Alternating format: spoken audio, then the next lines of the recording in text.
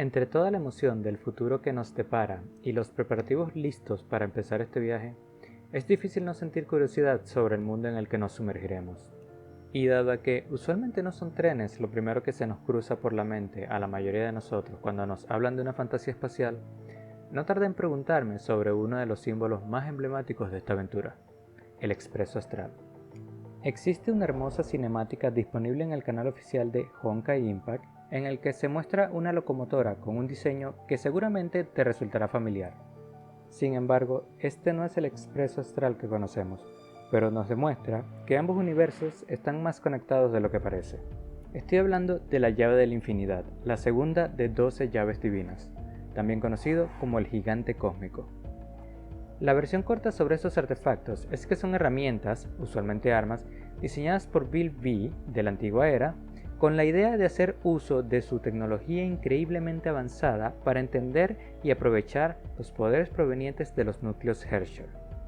Si esto no aclara mucho, no te preocupes, lo que importa en esta ocasión es que la contraparte de la segunda llave es el núcleo del vacío, por lo que sus habilidades consisten en crear mundos burbuja dentro del mar de Quanta, básicamente el espacio entre universos, observar otros universos burbuja y viajar entre ellos.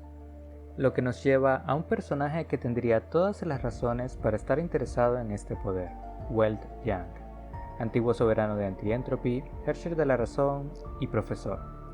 Fue esta última profesión la que le permitió conocer a una brillante estudiante a la cual rápidamente empezaría a valorar, Himeko Murata, quien sigue viva en nuestros corazones. En aquel entonces, en los años universitarios de Himeko, su padre estaba envuelto en todo un drama que involucraba alienígenas adictos al azúcar y asteroides invasores. Y no me lo estoy inventando. Lo que aprendemos en esta aventura, y poniendo a un lado los eventos de APHO, que son importantes pero es historia para otro día, es la existencia de una civilización con la tecnología para viajar entre universos, la gente del cielo. Una raza muy peligrosa que principalmente buscaba cosechar energía de civilizaciones inferiores, y uno de sus objetivos, por alguna razón actualmente desconocida, era Himeko, pero la nueva Himeko, la que aún sigue con vida. El caso es que esto abre algunas cicatrices del pasado, ya que la historia de Himeko Murata y su padre terminaron en tragedia, por lo que Welt siente la responsabilidad de ayudarla, pero sin ignorar su papel de salvador de la Tierra, también busca hacer uso de esta oportunidad para forjar alianzas y encontrar alguna manera de luchar contra este nuevo enemigo común. Es en este punto donde podemos intuir que Welt, usando la segunda llave como base de su diseño, desarrolló una máquina capaz de viajar a universos paralelos, aunque no sabemos a ciencia cierta cuál fue el viaje definitivo que le llevó a esta red. Ahora, con tal parecido en apariencia y función, ¿por qué dije que no se trata del mismo tren? La razón es que el Expreso Astral fue encontrado en el planeta hogar de la nueva Himeko, cuando ésta era tan solo una niña, y anterior a eso pertenecía al Eón de los Trazacaminos, Akibili. Estos eones ya son reconocidos como entidades distintas a los Herschers y más similares a divinidades. Este eón en particular ansiaba explorar los confines del universo, es decir, quería encontrar el borde o el fin del árbol de la existencia, el árbol imaginario. Para lograr esto, creó e hizo uso del Expreso Astral.